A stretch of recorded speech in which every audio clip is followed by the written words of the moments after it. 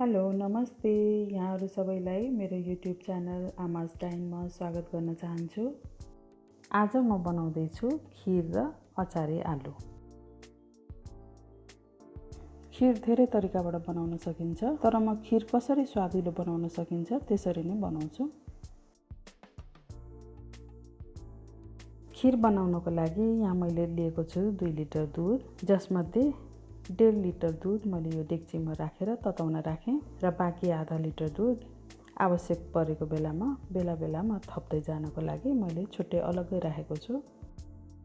सबैभन्दा पहिला ग्यासलाई फुल फ्लेममा राखेर दुधलाई उमाल्नुपर्छ। दुध उम्लिसकेपछि हामीले ग्यासको फ्लेमलाई मिडियममा राखेर दुधलाई पकाइराख्नुपर्छ।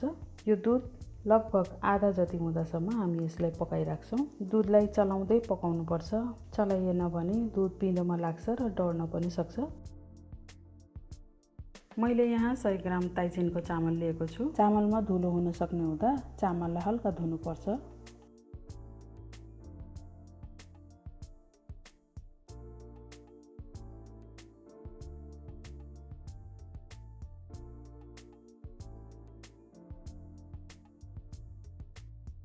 दुध सुकेर आधा भइसकेको छ। मैले राखेँ यसमा 6-7वटा सुकमेल, यो बास्नको लागि हो। धोएको चामललाई पनि मैले यसमा राखेँ।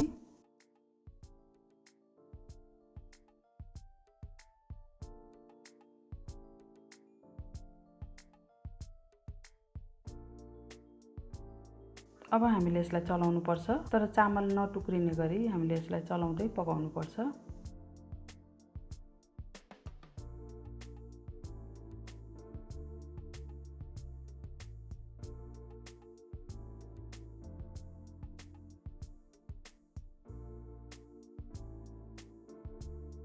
चामल पाकेको छैन, तर दुध सुकिसकेको छ। अब बाँकी भएको आधा लिटर दुध पनि पटक पटक गर्दै म यसमा थप्छु।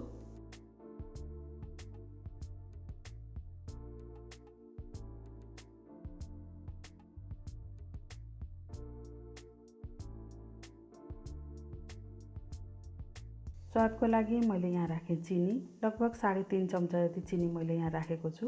यो खिरको लागि पुग्ने मात्रामा छ। चिनी हामीले आफूले चाहेको स्वाद अनुसार पनि थपघट गर्न सकिन्छ। मैले यहाँ राखेँ 3 चम्चा शुद्ध घिउ।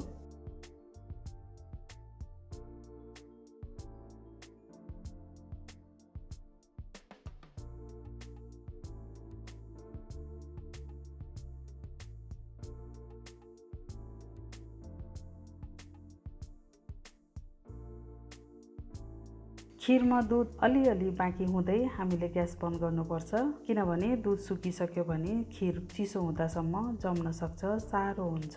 त्यसैले गर्दा अलिअलि दुध हुँदासम्म हामी ग्यास बन्द गरेर यसलाई अलग्गै राख्छौँ। खिर तयार भइसकेको छ।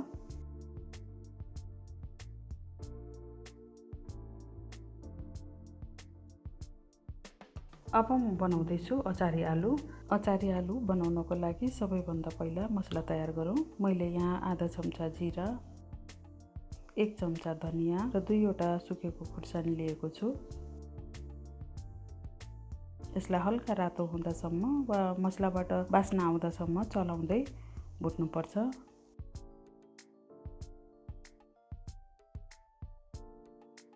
र ब्लेन्डरमा राखेर खस्रो खस्रो पिस्नुपर्छ।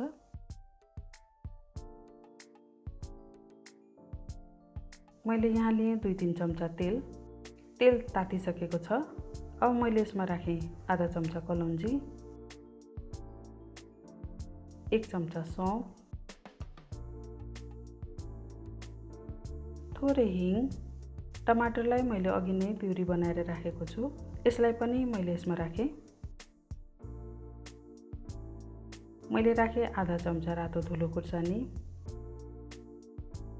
अब यसलाई राम्रोसँग मिक्स हुने गरी चलाउनु पर्छ।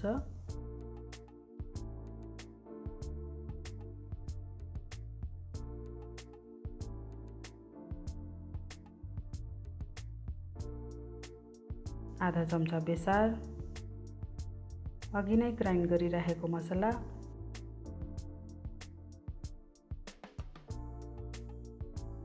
अब यसलाई फेरि राम्रोसँग मिक्स गर्नुपर्छ। जबसम्म मसलाले बास्ना छोड्न थाल्छ तबसम्म चलाउँदै पकाउनुपर्छ। मसलालाई मिडियम फ्लेममा राखेर पकाउनुपर्छ।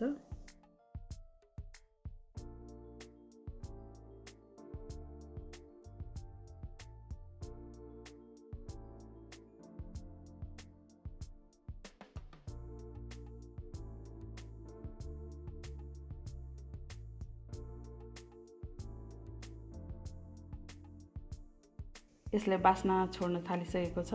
अचारकै मसला प्रयोग गरेको भएर बास्ना पनि अचार जस्तै आउने हुँदा यसलाई अचारी आलु पनि भनिन्छ। काटेर राखेको हरियो खुर्सानी पनि मैले यसमा राखेँ। मैले राखेँ स्वादअनुसार नुन। आधा किलो जति आलु उसिनेर मैले काटेर राखेको छु, यसलाई पनि मैले यहाँ राखेँ।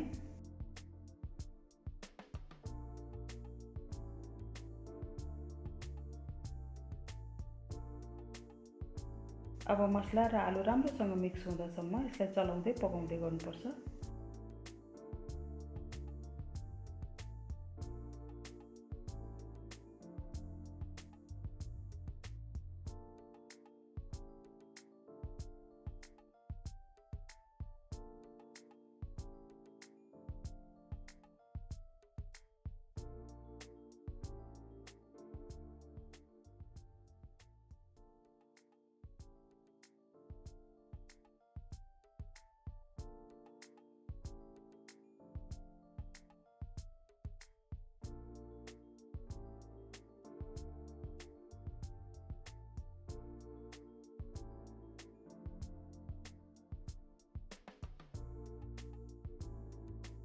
यसलाई हामी हरियो धनिया वा पुदिनाले पनि गार्निस गर्न सक्छौं। मैले पुदिना काटेर राखेको छु। अचारी आलु तयार भइसकेको छ। आँपको सिजन छ। आँप खान कसलाई मन पर्दैन र? पाकेको आँपलाई यसको बोक्रा र खोइला फालेर आँपको पल्पलाई मैले ब्लेन्डरमा राखेर ब्लेन्ड गरेको छु।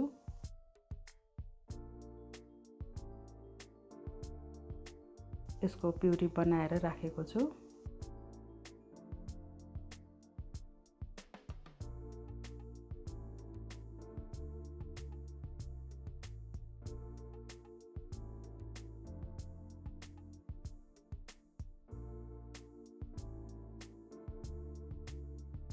खिरमा बादाम र काजुलाई मसिनो गरी काटेर यसलाई गार्निस गरेको छु। प्युरी बनाएको आँप, चटपटो आलु अचारी र खिर पस्केको छु। सम्पूर्णमा श्रावण 15 को शुभकामना भन्दै मेरो यो भिडियो यहाँहरूलाई कस्तो लाग्यो कृपया कमेन्ट बक्समा कमेन्ट गरिदिनु होला। हवस् त, धन्यवाद।